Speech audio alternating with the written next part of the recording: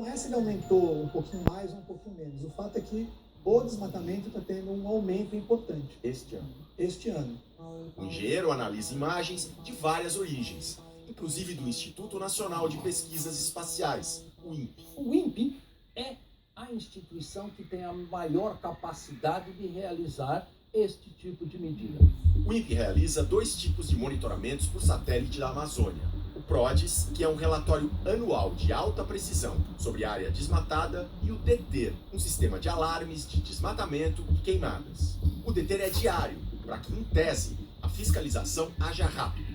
O objetivo do DETER não é a medição precisa diária, mas ele indica tendências de desmatamento, se está aumentando ou diminuindo. Em julho de 2019, por exemplo, as áreas associadas aos alertas do DETER cresceram 278%, quase 300%, ou seja, quase 4 vezes em relação a julho de 2018. A divulgação de números como esse irrita o governo. Alguns maus brasileiros ousam fazer campanha com números mentirosos contra a nossa Amazônia. Ricardo Galvão, o respeitado, foi demitido e dias depois debateu com o ministro do Meio Ambiente, da Globo News. O presidente da República, ministro, chamou os dados do INPE de mentirosos. Então, o senhor me escuta até o final. Os dados foram mesmo. Não, Os números se o senhor está falando... Nós mostramos isso. Mas, ministro, O número da forma como foi apresentado e a análise como foi feita não está correta. O DETER foi criado por ordem da então ministra do Meio Ambiente, Marina Silva, em 2004, ano de uma alta forte de desmate. Até então só existia o PRODES, o relatório anual. A ministra, então, chamou o INPE e perguntou: esse dado anual, ele é muito de boa qualidade, mas ele não contribui para as ações de fiscalização, uma vez por ano, após o desmatamento. E ela falou: o que pode ser feito? Assim que o DETER entrou em ação, houve uma queda aguda no desmatamento. Mas desde 2012, os números voltaram a subir. Segundo dados que o engenheiro Tasso apontou para nós como uma região onde está acontecendo um desmatamento agora, e um desmatamento crítico, na Floresta Nacional do Jamanchim, no Pará. De posse dessas coordenadas, a gente vai fazer o seguinte: a gente vai para lá. De São Paulo voamos para Belém e de lá para Altamira, às margens do Xingu. É o maior município do Brasil e o mais desmatado também. Dali, a gente se embrenhou pela Amazônia. A gente está saindo de Altamira, vamos para Itaituba, que é o entroncamento da Transamazônica com a BR-163. Foi ao longo do trecho paraense da BR-163 que proprietários rurais anunciaram para o dia 10 de agosto um dia do fogo, uma série de queimadas para chamar a atenção do presidente, para mostrar que eles querem trabalhar, que para isso precisam derrubar e queimar a floresta.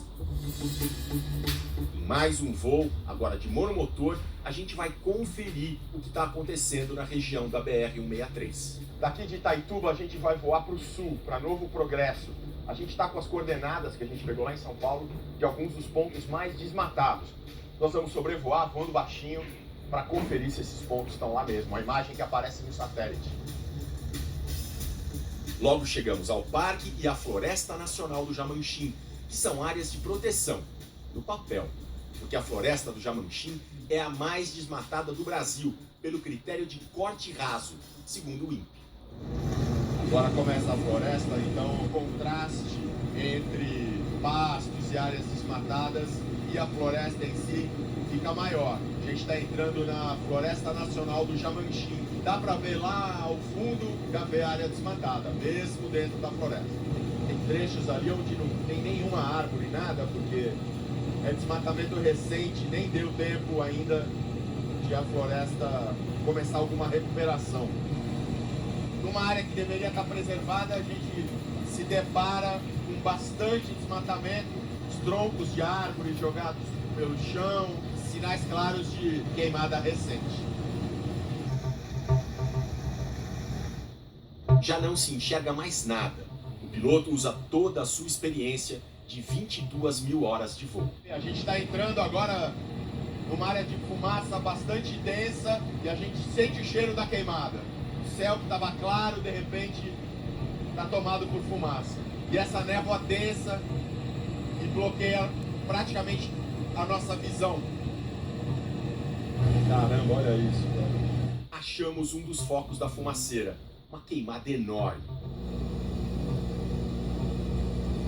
Quando a gente já estava aqui na Amazônia, a gente recebeu uma informação de que estava sendo construída uma ponte ilegal sobre o rio Jamanchim para fazer o escoamento de madeira. A gente pegou as coordenadas, viemos e não deu outra. A ponte está lá. Questionado pelo Fantástico, o governo do Pará informou que não autorizou essa ponte e vai mandar uma equipe para vistoriar a obra. Nosso voo prossegue. Temos mais coordenadas para checar. Agora a gente chegou no ponto que nós vimos na imagem de satélite lá em São Paulo. São as coordenadas exatas. Mal dá para ver lá embaixo, de tanta fumaça, tanto cheiro de fumaça e tamanho o desmatamento. A gente consegue enxergar as árvores caídas por entre os blocos de fumaça. É uma cena realmente incrível de ver de perto. Não é só uma coisa que a gente imagina, que vê lá na imagem do satélite. Ela existe de verdade. São dessa área as imagens que o engenheiro Tasso publicou mês passado em redes sociais, com bastante repercussão. Aqui, a área em 25 de abril desse ano, depois em 1º de julho. E nas nossas filmagens aéreas, a situação atual. Essas que a gente foi confirmar no local são do DETER, o sistema de alertas do INPE, criado pelo governo Bolsonaro e defendido por ambientalistas. A gente tem total clareza de que o desmatamento está aumentando. O DETER é um indicador disso. Aterrissamos na cidade de Novo Progresso, à beira da BR-163, e vamos por terra para a Floresta Nacional do Jamanchim. Nenhuma placa indica que ali é uma área federal protegida. Existem muitas fazendas que ou já estavam ali quando a Floresta Nacional foi oficializada ou foram abertas depois. Aqui, né? Inclusive do lado onde eu tô, que está fora dos limites da fazenda. A gente imagina que o suposto uso seja para fazer um pasto. A gente até viu 3 ou 4 cabeças de gado lá atrás. Mas o que acontece muito aqui nessa região é isso. Eles desmatam, supostamente para fazer um pasto, mas não botam animal nenhum, ou então botam muito poucos. Pegamos uma queimada no finzinho e vimos muita floresta, mas também bastante desmatamento, e em áreas de proteção. No fim da tarde, no nosso voo de retorno, para onde se apontasse a câmera, queimadas apareciam.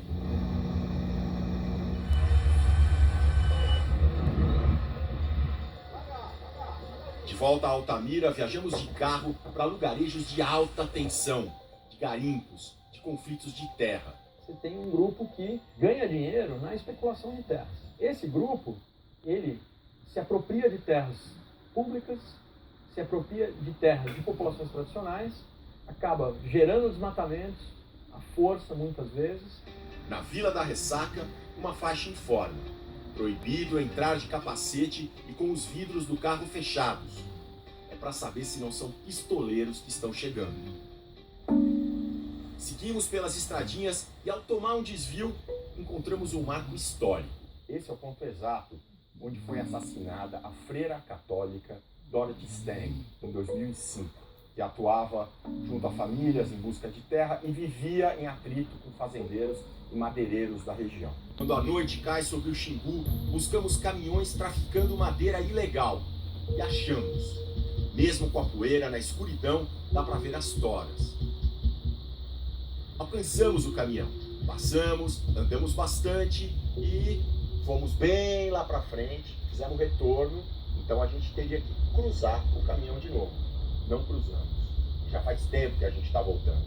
Ele deve ter se tocado do que estava acontecendo e escondeu o caminhão em alguma saidinha aqui da Transamazônica. Sabe-se lá quando ele vai se sentir seguro para sair de novo.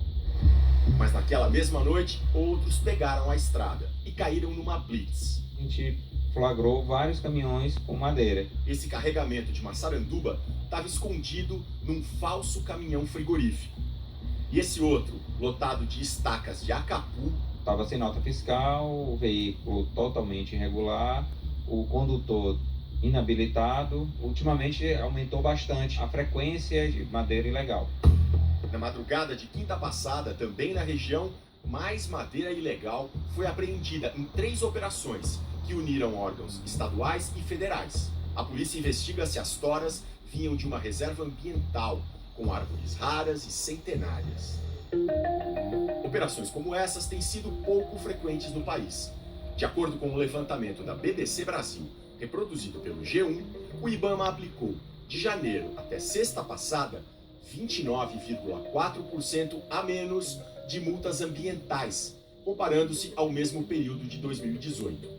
Em relação às queimadas, até 23 de agosto desse ano, o Brasil como um todo registrou 78.383 focos de incêndio, 84% a mais do que no mesmo período do ano passado.